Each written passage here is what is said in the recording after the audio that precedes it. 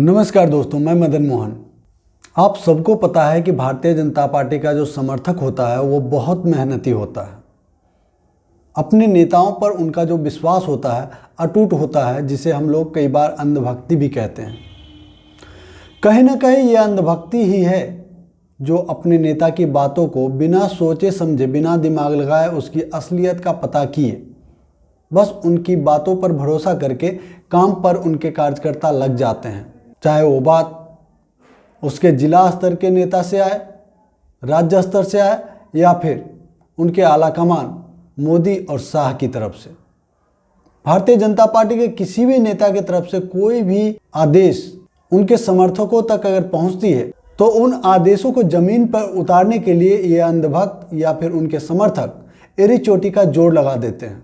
और कई बार मैं इसलिए उनसे कहता भी हूँ कि चूंकि आप ही जिम्मेदार हैं उनकी सरकार बनाने के लिए, आपने ही उनकी सरकार बनाई है, तो कोई बात नहीं, अब सरकार बन गई तो अब उनकी जिम्मेदारी तय कीजिए। आपने जिन आकांक्षाओं के प्रति उनकी सरकार बनवाई है, अब उस काम के प्रति आपके कर्तव्य होने चाहिए कि उन्हें याद दिलाएं, ना कि अगर कोई दूसरा याद दिलाए तो उस पर सवाल खड़ा करना। अब आप सरकार का वकील बनना छोड़कर जनता के साथ आ जाइए। लेकिन अफसोस की बात है कि ऐसा नहीं होता, कभी नहीं होता।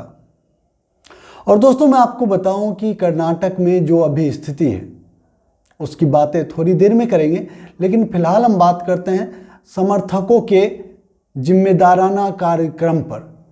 निश्चित तौर पर कर्नाटक के भी भारतीय जनता पार्टी के कार्यकर्ताओं ने एड़ी चोटी का जोड़ लगाया होगा, तभी भारतीय जनता पार्टी की वहां पर सरकार बनी। ऐसे में पिछले दिनों हिजाब का मामला आया। आप सबको पता है कि हिजाब का मामला पूरे देश में एक राजनीतिक रूप ले लिया। चूंकि 5 राज्यों में चुनाव भी था तो इसे राजनीतिक रूप तो लेना ही था। और ऐसे भी उत्तर प्रदेश में इस तरह का हिंदू मुस्लिम का कोई एजेंडा इनका लागू नहीं हो रहा था, इसलिए दूसरे स्टेट से प्लांट करके इसको उत्तर प्रदेश में उतारा गया। कोई बात नहीं, लेकिन मैं ये समझना चाहता हूँ कि जब हिजाब का मामला आया और राज्य में आपकी सरकार है, हाईकोर्ट खुद इसकी सुनवाई कर रहा है, तो ऐसे में आपने सरकार बनाई संवैधानिक तरीके से। नहीं, चुनाव में धांधली हुआ थोड़ा बहुत, ईवीएम, कोई बात नहीं, आपकी सरकार बनाई। हम आपको कहते हैं कि आपने संवैधानिक तरीके से सरकार बनाई। चलो ठीक है, आपकी सरकार बन गई। अब चाहे कोई भी मामला हो तो कम से कम आपको अपने सरकार पर, और आजकल तो जुडिशरी भी सरकार के अंतर्गत ही आ रही है आप ही लोग के अनुसार। कई बार हम लोगों ने आपके बड़े बड़े नेताओं के मुंह से भी सुना है, होगा वही जो बीजेपी चाहेगी। तो ऐसे में भी आपको क्या अपने नेताओं पर भरोसा नहीं है? क्या आपको आपके बीजेपी के विधान पर भरोसा नहीं है? कम से कम उसी की लाज रख लेते। अगर मुस्लिम लड़कियां हिजाब चाहती ही थी तो उसका विरोध करने वाले आप कौन हैं? आपने सरकार बनाया, अब वो सरकार पूरे कर्नाटक की जनता की है, वह जो भी निर्णय करेगी सबको मान्य होगा। तो ऐसे में आप उन लड़कियों के पीछे गुंडागर्दी क्यों कर रहे थे? चलिए कोई बात नहीं, ये भी माफ, ये भी कोई बड़ी बात नहीं, ये सब तो आपके खून में है, कोई बात नहीं। लेकिन दोस्तों, पिछले दिनों शिवमोगा एक जिला है कर्नाटका में, वहां पर एक हिंदू लड़के की हत्या हो जाती है, कर दी जाती है, हो नहीं जाती है। हत्या कोई साधारण सी बात तो है नहीं कि हो जाएगी, कर दी जाती है। प्रशासन के हाथ पांव फूले, धारा 144 लगा दी गई, मामला सरकार तक पहुंचा। और कई लोग का तो ये भी मानना है कि यह मामला केंद्र तक गया और केंद्र ने बड़ी सख्ती से इस मामले को निपटने की पूरे आदेश दिए गए हैं। दोस्तों, मैं एक हिंदू होने से पहले एक इंसान के रूप में उस लड़के की मौत के लिए, हत्या के लिए मैं बहुत दुखी हूँ।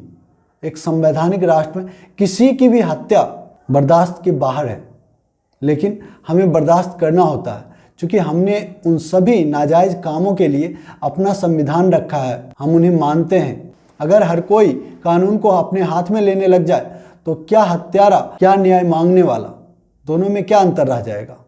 लेकिन यह सब हुआ जब हर्ष की हत्या हुई। आरएसएस और बीजेपी के कार्यकर्ता किस तरीके से गाड़ियों को जलाया, लोगों को मारा पीटा, ट्रक ड्राइवरों को पीटा, ये तमाम वीडियोज आप देख सकते हैं। आखिर आपने जो सरकार बनाई राज्य में और केंद्र में, अपने ही सरकार के प्रति इतनी असुरक्षा क्यों, इतनी अविश्वास क्यों? अगर अपने द्वारा बनाई गई सरकार पर भी आज आपको भरोसा नहीं है तो क्यों अपनी सरकार बनाने के लिए लोगों के साथ कुछ भी कर गुजरने की जज्बा के साथ कूद पड़ते हैं मैदान में? आखिर ऐसी क्या मजबूरी है? क्या ये जरूरी है कि हिंदू राष्ट्र के नाम पर, हिंदू के नाम पर, जातियों के नाम पर आप उनके लिए वोटों का दुर्विकरण करें?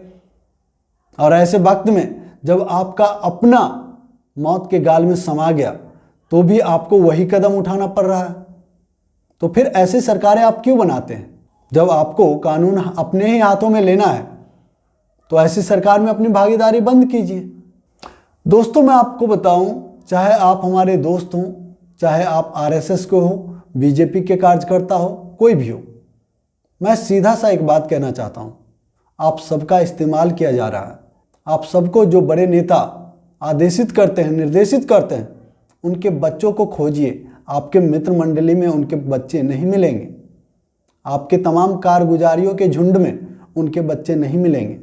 दुर्भाग्य की बात तो ये होगी कि आप उनके बच्चों का पता भी पूछेंगे ना, जानने की कोशिश करेंगे, तो आपको पता नहीं चल पाएगा कि किस देश में, किस यूनिवर्सिटी में उनके बच्चे पढ़ाई कर रहे हैं। और हम ज़मीनी स्तर पर हमारे माँ बाप अपने पेट काट करके हमें 2 क्लास पढ़ाने की कोशिश करते हैं, तो हम इन राजनीतिक पार्टियों के हथकंडे बनकर, उनकी कठपुतली बनकर उनके इशारे पर नाचते रहते हैं, अपने ही समाज के लोगों को मरने मारने पर तुले रहते हैं। ऐसा नहीं कि मैं सिर्फ और सिर्फ हिंदू लोगों को ही बोल रहा हूँ, हर पार्टी के अंधभक्तों को बोल रहा हूँ। आपको किसी पार्टी का मैनिफेस्टो आकर्षित कर सकता है, लेकिन क्या उसके लिए उसका अंधभक्त बन जाना? और अंधभक्त बनने के बाद अगर संजोग से वो पार्टी जीत गई और कल को हमारे ही अपनों के साथ कुछ गलत होता है और उसके लिए हमें ही कानून को अपने हाथ में लेना पड़े, तो फिर वैसे सरकार क्यों बनाना? मत बनाइए ना।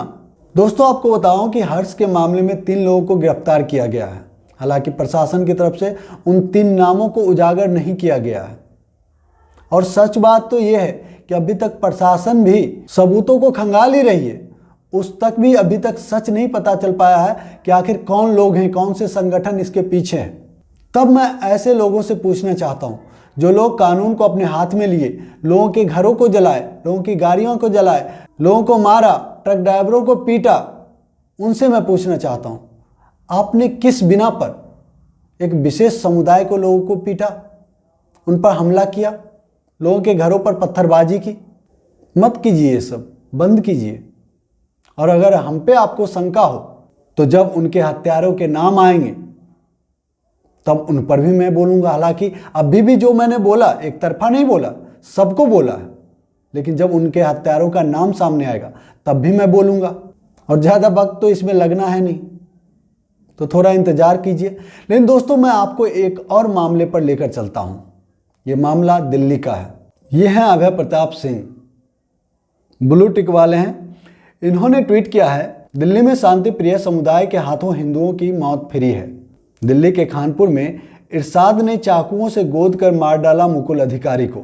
उत्तराखंड के बगवाली पोखर का रहने वाला था मुकुल। 2 बहनों का एकलौता भाई था मुकुल। चलो नया हैशटैग चलाते हैं, क्योंकि अब यही बचा है। नहीं, मैं सोचता हूँ कि क्या ही कहूँ इस मामले में भी, यहाँ भी वही हाल। चलो कोई बात नहीं, सरकार केजरीवाल का है, आम आदमी पार्टी का है, लेकिन पुलिस किसके हाथ में है? पब्लिक सेफ्टी किसके हाथ में है? गृह मंत्री अमित शाह जी के हाथों में। केंद्र में कौन है? मोदी जी। और ये मामला तो अगल बगल का है ना। यहाँ आप रहते हैं, यहाँ शाह जी रहते हैं, यहाँ मोदी जी रहते हैं, फिर भी ये हालत है। इसलिए मैं कहता हूँ ना, धर्म और जाति के नाम पर सरकार बनाने से कुछ नहीं होगा। हम सबको जनता के रूप में जागृत होना होगा, अपने अधिकारों का हमें ज्ञान प्राप्त करना होगा और नेताओं को उनके कर्तव्य याद दिलाने होंगे। तब जाकर हमारे देश में कोई ठोस बदलाव होगा। नहीं तो आप हमारे प्रिय नेता को गाली दीजिए, हम आपके प्रिय नेता को गाली देंगे।